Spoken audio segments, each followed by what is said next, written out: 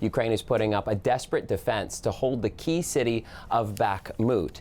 And this is despite Russian forces who are slowly grinding them down. The CBC's Dominic Velitis is covering all of this for us. Dominic, what is the latest situation in Bakhmut?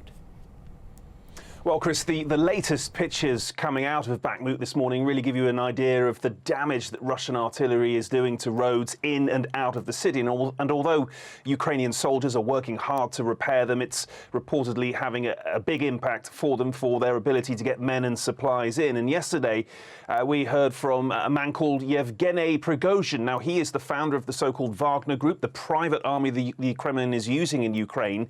And he claimed Bakhmut is now practically encircled, in his words, by his men and other Russian forces, and that there is now only one road still open that Ukrainian forces can use to get in and out. But we've also heard, Chris, from Britain's Ministry of Defence today. In a statement this morning, it said the city is now under increasingly severe pressure, that Russian forces and Wagner troops had made further advances into the northern suburbs, which has left the Ukrainian-held part of that city vulnerable to attack on three sides. So the situation there, Chris, extremely challenging for Ukrainian forces at the moment. Fighting in and around the city is described as being intense, but despite the pressures they're facing, more Ukrainian troops are reportedly heading toward the front line as others in the west of the city are now digging new trenches for defensive positions. All signs, Chris, that Ukraine isn't yet ready to give up Bakhmut, despite the very obvious challenges its troops are currently facing there, Chris. Certainly. So extremely challenging there in Bakhmut. And I understand that north of the city, we're also seeing another sign of Russia's advancing position. Ukraine has even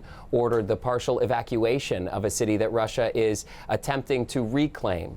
Catch us up to speed on that part of the story, Dominic.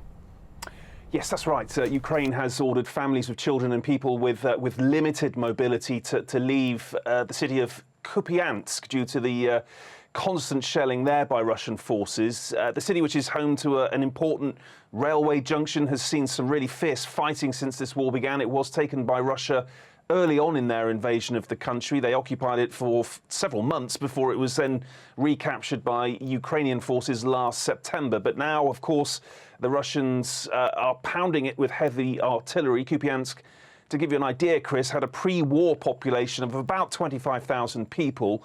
The Ukrainian authorities think that a little over 800 children and around 700 people with disabilities are still there. But, as I say, due to the unstable security situation caused by the relentless Russian shelling, they are being urged to leave as soon as they possibly can, Chris.